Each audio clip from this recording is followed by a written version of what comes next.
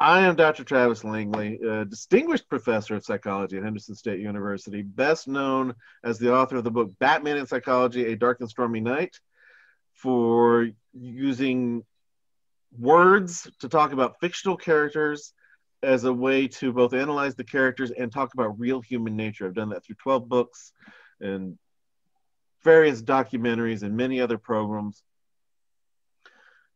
But we use these things to get at real human nature. And sometimes we have to step aside and use that filter of fiction as a way to talk about the same issues that we might have trouble talking about otherwise.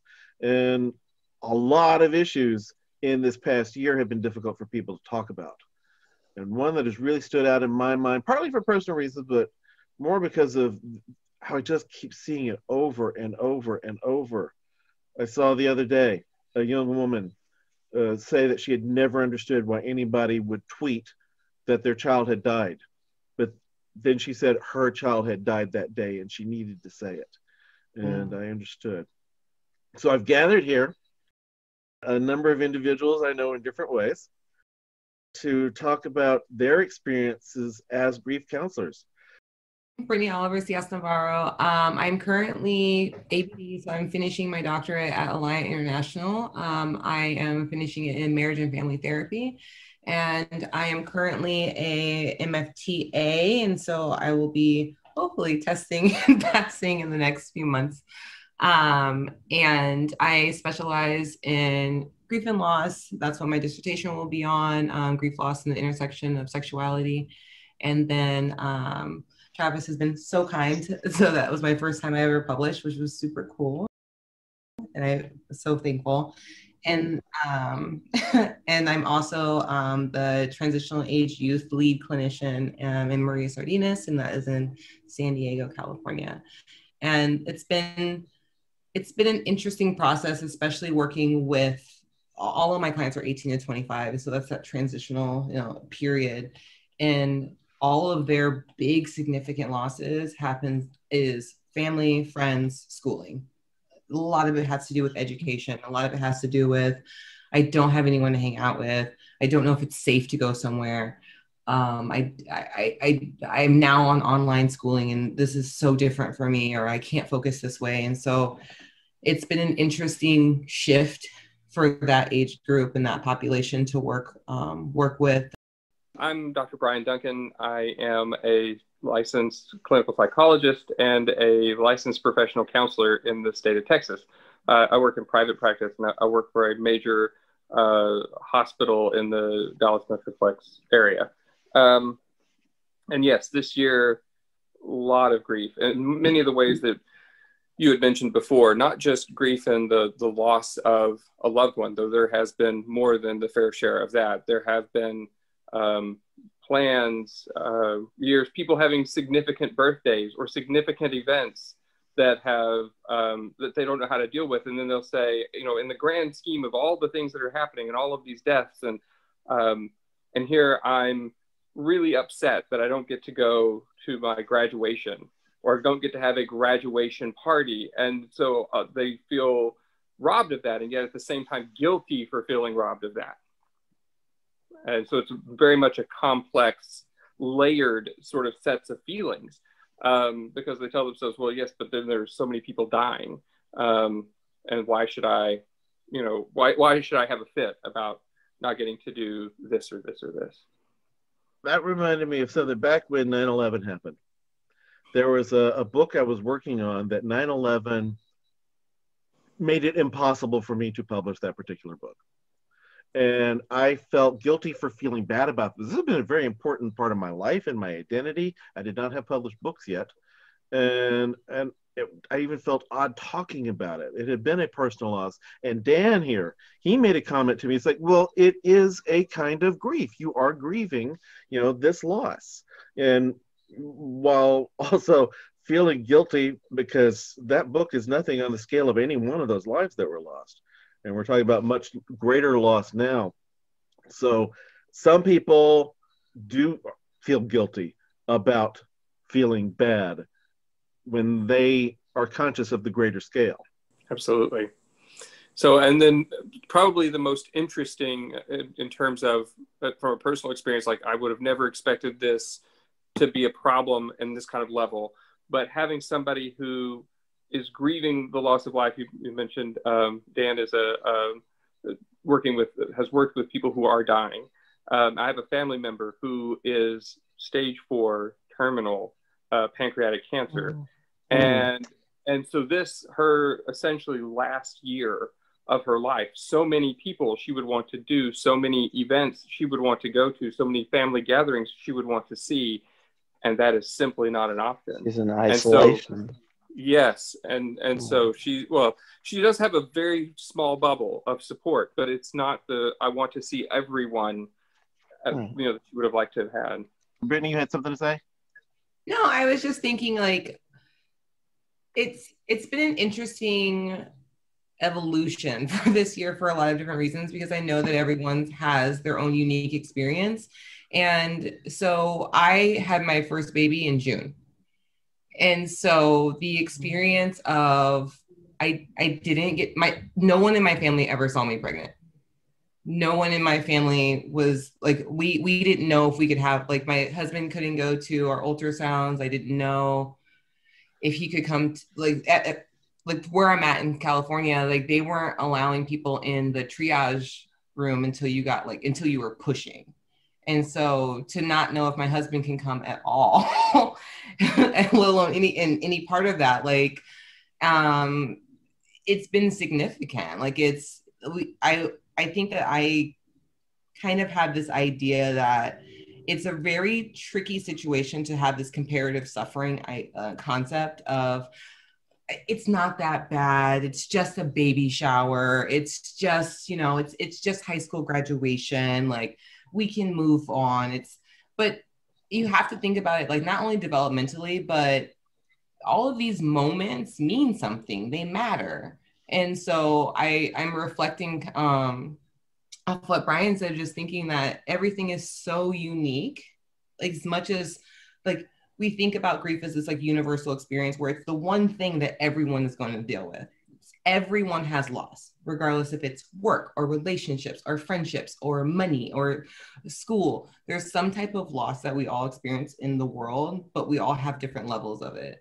And I think that it's a very slippery slope and easy to do the comparative suffering of, I should be okay because there's something else, like kind of talking about that, the 9/11 situation. Like there's something that I should be grateful because it's not that bad. it's dismissive.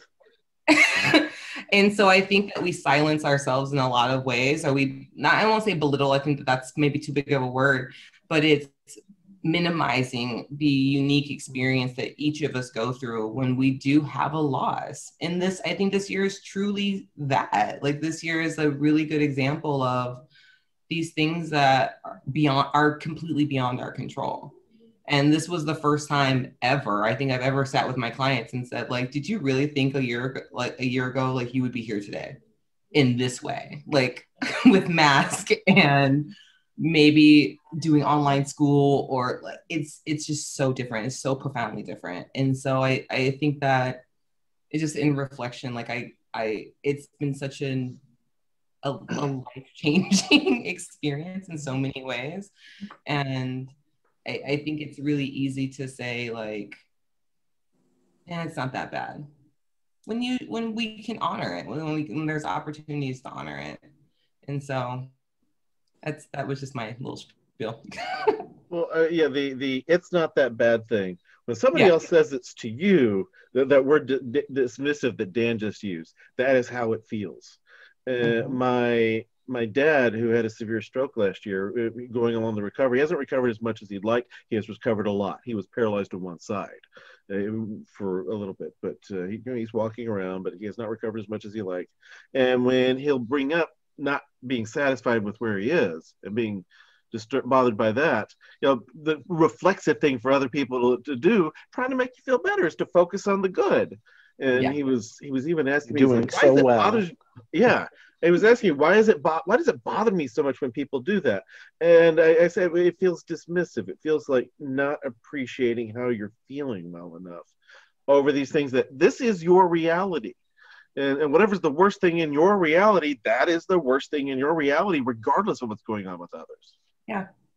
And you think about it too, like unfortunately, we live in this kind of like Western society that you only get a small amount of time to feel bad. It's the exchange that even if you go and talk to somebody and say, how are you? The acceptable answers are good or fine. Fine. If it's anything else, then you're burdening people with your problems, or you're just unloading, or you're not taking, like, you're taking up too much space. And so there's an expectation. I mean, like, our bereavement leave is what, 3 days? You're supposed to be over a significant loss in 3 days. It's unfortunate that we kind of live in this world in which that we have to like be good, we have to be fine, we have to champion ourselves, as opposed to just like sit in the reality that sometimes things are hard.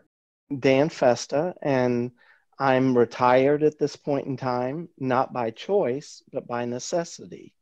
My wife was diagnosed with Alzheimer's 4 years ago. And after about a year and a half, it got to the point that I could no longer leave her alone. So I retired in order to be a full-time caregiver. That doesn't mean that I don't do other things, because I'm still actively writing. I had a book published several years ago called Through the Eyes of the Heart, Stories of Love and Loss.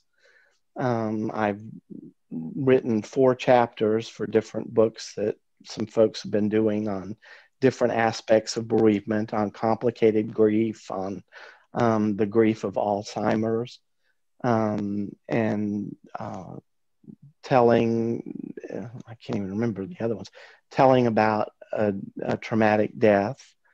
And I've done a lot of work with organ tissue and eye donation over the years.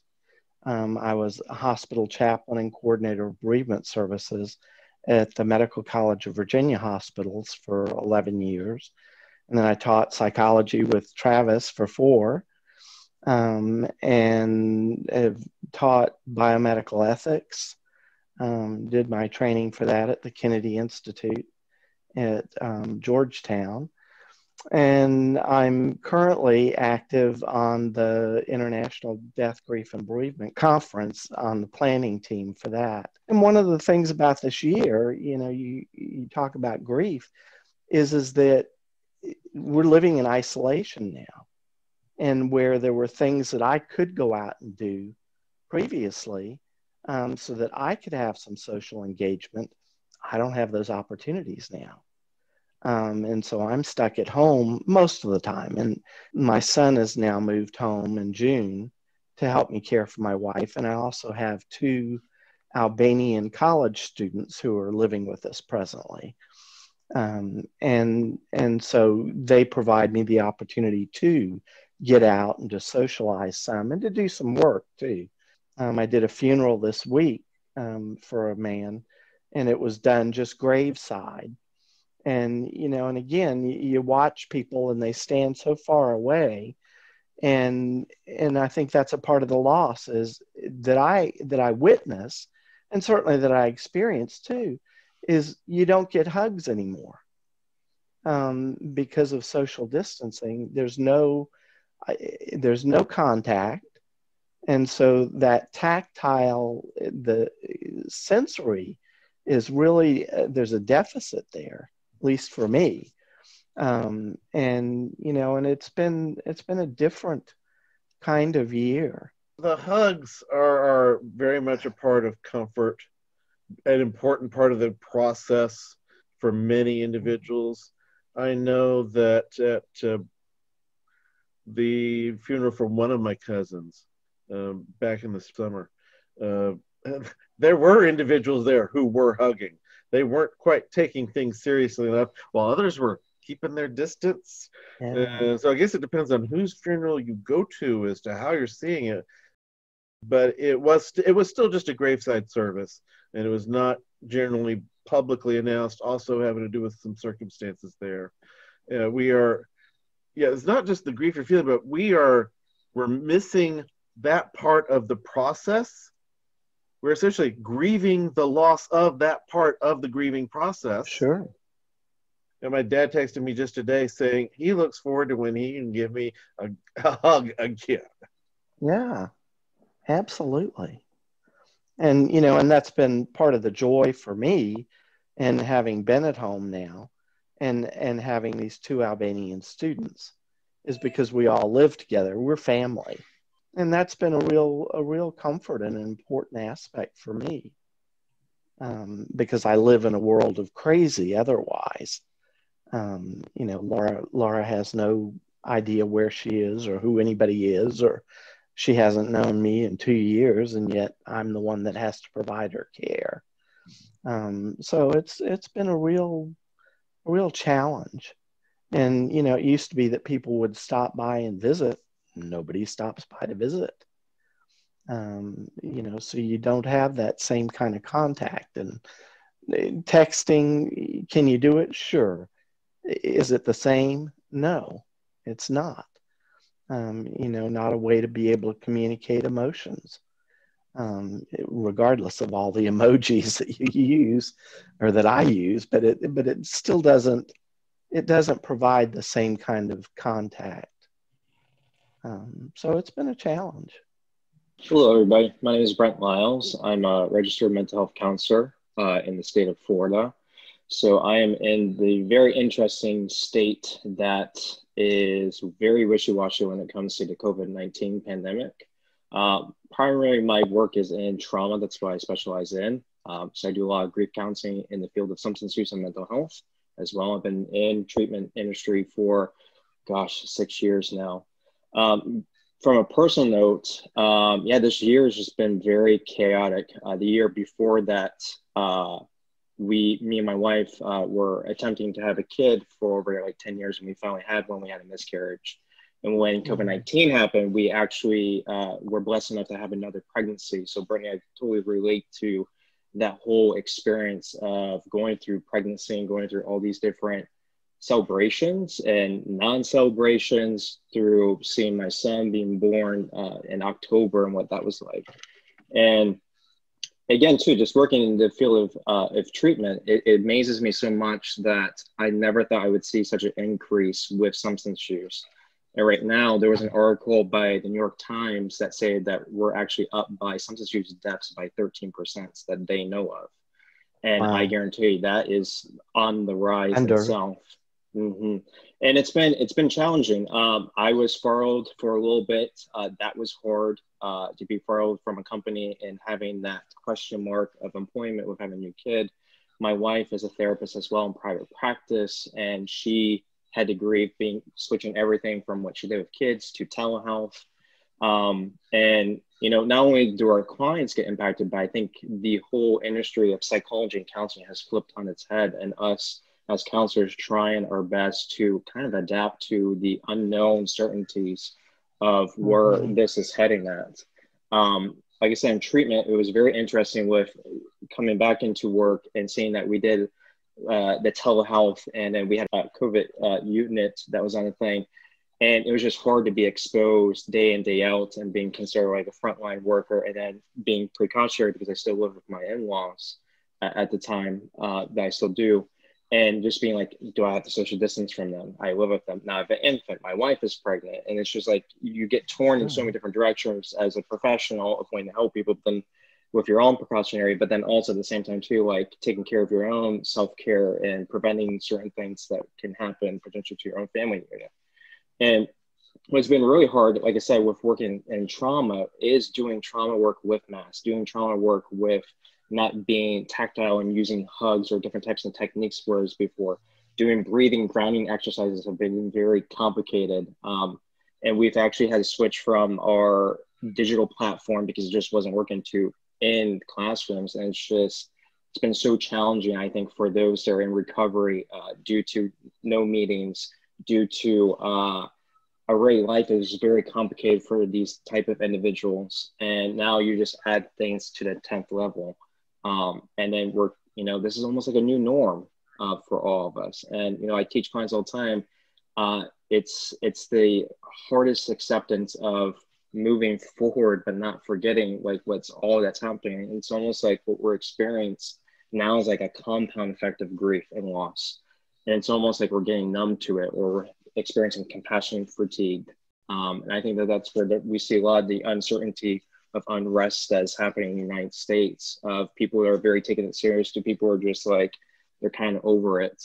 So, but that's kind of what I've seen, you know, working with clients, and then my also personal experiences as well. We have to remind ourselves or others at times, just because you're tired of the plague doesn't mean the plague is tired of you. But that's at the thought level. And that is different from our feelings and our personal reactions and what we want. And you can think every logical thought and still have those feelings.